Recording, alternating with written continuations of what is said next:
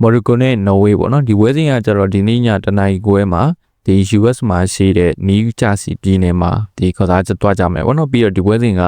နှစ်သိန်းလုံးတွက်ဆိုလို့ရှိရင်လည်းကဘာဖလားမတိုင်ခင်နောက်ဆုံးသောကစားတဲ့အခြေခံပွဲတင်တဲ့ပွဲလေးဖြစ်တယ်ပေါ့နော်အားလုံးပဲမင်္ဂလာပါ Football Preview ကနေပြန်လည်ပြီးတော့ကြိုဆိုပါရစေဒီနေ့ကတော့တနင်္ဂနွေနေ့ပေါ့နော်ဒီနေ့ညမှာဆိုလို့ရှိရင်လည်းအခြေခံပွဲစဉ်တွေအများစုကစားဖို့ရှိတယ်အဲ့ဒီပွဲစဉ်တွေကနေပြီးတော့အမှဒီနေ့ည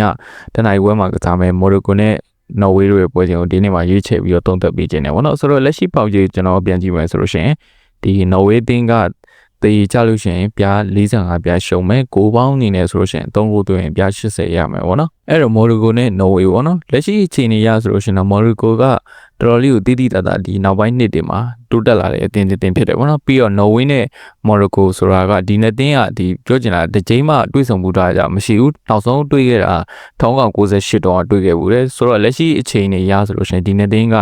ထိတဲ့တွေးဆုံမှုမရှိအချိန်အပြည့်ဆိုလို့ရှိရင်တော်တော်လေးကိုကြာမြင့်နေပြီဖြစ်တယ်ပေါ့နော်ဆိုတော့ဒီချိန်ကဒီနှစ်တင်းပြန်လည်တွေးဆုံမှုကဒီပွဲစဉ်အဆောက်ကြီးသေးတဲ့ပွဲစဉ်တစ်ပွဲဖြစ်တယ်အဲ့တော့ဒီမော်ရိုကိုပေါ့နော်မော်ရိုကိုကျွန်တော်ပြန်ကြည့်မော်ရိုကိုကသူတို့ကစားခဲ့တဲ့ပြိုင်ပွဲအရက်မှာဆိုလို့ရှိရင်နောက်ဆုံး28ပွဲမှာဆိုလို့ရှိရင်28ပွဲစရိုက်သူတို့ရှုံးပွဲလုံးဝမရှိသေးဘူးပြိုင်ပွဲရဲ့နောက်ဆုံး28ပွဲမှာဆိုလို့ရှိရင်အနိုင်ရထားတာ25ပွဲတီပါတယ်တည်ကြတာ3ပွဲပဲရှိတယ်ပေါ့နော်ဆိုတော့ဒီမော်ရိုကိုရဲ့ဒီနိုင်ပွဲရခဲ့တဲ့ပွဲစဉ်တွေကဒီတော်တော်လေး percentage များတယ်ပြီးတော့ဒီမော်ရိုကိုနဲ့နော်ဝေးပေါ့နော်ဒီနှစ်သင်းရဲ့လက်ရှိကမ္ဘာအဆင့်သတ်မှတ်ချက်ကိုကျွန်တော်ပြန်ကြည့်မှဆိုလို့ရှိရင်မော်ရိုကိုကအဆင့်8နေရာမှာရှိတယ်နော်ဝေးကကျတော့အဆင့်30တင်မှာရှိတယ်ပေါ့ဆိုတော့လက်ရှိအဆင့်ရည်တည်ချက်အရာဆိုလို့ရှိရင်လည်းမော်ရိုကိုကပို့ပြီးတော့အားသာနေနေတာတစ်ခုမှရှိတယ်ပြီးတော့ဒီပွဲမှာမော်ရိုကိုမရှုံးလို့ဘူးလို့ကျွန်တော်ထင်တယ်ပေါ့နော်ပြောချင်တာကသူတို့အသင်းကိုယ်တိုင်က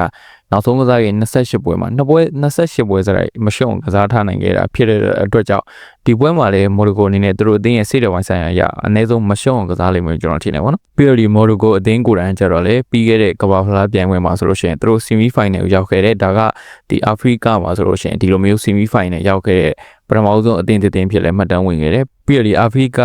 ဖလားပြိုင်ပွဲမှာဆိုလို့ရှိရင်လည်းသူတို့ကချန်ပီယံဆုကိုလက်ရှိမှာပူပူနွေးနွေးရထားပြီပေါ့နော်ပြီးတော့ဒီလက်ရှိသူတို့ကစားခဲ့ခြေစမ်းပွဲစဉ်တွေမှာဆိုလို့ရှိရင်လည်းဒီဘူရင်ဒီအသင်းကို5-0နဲ့နိုင်တယ်ပြီးတော့ဒီမာတာဂတ်ကအသင်းကို4-0နဲ့နိုင်တယ်အစရှိတဲ့6ပြက်တွေပဲမော်ရိုကိုကတောက်လျှောက်နိုင်တာဖြစ်တယ်ပေါ့နော်တစ်ဖက်ကနော်ဝေးပေါ့နော်နော်ဝေးကတော့လက်ရှိမှာသူတို့ရဲ့တိုက်စစ်နဲ့ခံစစ်ကတော်တော်လေးကိုအရေးပေးကောင်းတဲ့ကစားသမားရှိတယ်ဒါလက်ရှိဒါပရီးမီးယားလိမှာချန်ပီယံဖြစ်ခဲ့တဲ့အာဆင်နယ်နဲ့အတူတူပါဝင်ကစားခဲ့တဲ့မာတင်အိုဒီဂတ်ပြီးတော့ဒီမက်ဆီတီတက်စစ်မှုဟာလန်အစရှိရဲ့ပလေယာတွေကလက်ရှိမှာတော်တော်လေးခြေစွမ်းထက်နေတယ်ဒါပေမဲ့လေသူတို့ကစားခဲ့တဲ့ပွဲစဉ်တွေကိုကျွန်တော်ပြန်ကြည့်ခြေစမ်းပွဲနောက်ဆုံးကစားခဲ့တဲ့3ပွဲမှာဆိုလို့ရှိရင်အနိုင်ရတာတစ်ပွဲပဲရှိတယ်ပြီးတော့ဒီမော်ရိုကိုအသင်းနဲ့ဆိုလို့ရှိရင်နော်ဝေးကတစ်ချိန်တစ်ခါမှမကစားဘူးလေးတာဖြစ်တဲ့အတွက်ကြောင့်မော်ရိုကိုရဲ့ခြေစွမ်းပိုင်းဆိုင်ရာနဲ့ပတ်သက်ပြီးတော့ဒီနော်ဝေးတင်းကအတွေ့အကြုံမရှိဘူးပေါ့နော်ဒါပေမဲ့လို့နော်ဝေးကိုယ်တိုင်ကလည်းလက်ရှိဒါသူတို့ဒီနှစ်မှာကဘာဖလားဝင်ခွင့်ရလာတယ်ဒါကပြောချင်တာကသူတို့အသင်းရဲ့တမိုင်းတစ်လျှောက်မှာဆိုလို့ရှိရင်28နှစ်အကြာပြီးရဲ့နောက်မှာပထမဆုံးအချိန်ကဘာဖလားကိုပြန်လည်ပြီးတော့ဝင်ရောက်ကစားရတဲ့နှစ်တည်းနဲ့လည်းဖြစ်တယ်ပြီးတော့လက်ရှိမှာဆိုလို့ရှိရင်သူတို့ကစားခဲ့တဲ့ဒါကဘာဖလားခြေစစ်ပွဲဒါဥရောပစုံမှာဆိုလို့ရှိရင်လည်းသူတို့ကစားခဲ့10ပွဲမှာဆိုလို့ရှိရင်10ပွဲလုံးအနိုင်ရအောင်ကစားနိုင်ခဲ့တယ်ပြီးတော့အဲ့10ပွဲလုံးမှာဆိုလို့ရှိရင်လည်းသူတို့ရဲ့တက်စစ်ကတင်ကို38ကိုလီတောင်ရအောင်တွင်းနိုင်ခဲ့တယ်ပေါ့နော်အဲ့တော့လက်ရှိနှစ်သင်းလုံးရဲ့ဖောင်တွေကိုကျွန်တော်ပြန်ကြည့်မယ်ဆိုလို့ရှိရင်နှစ်သင်းလုံးက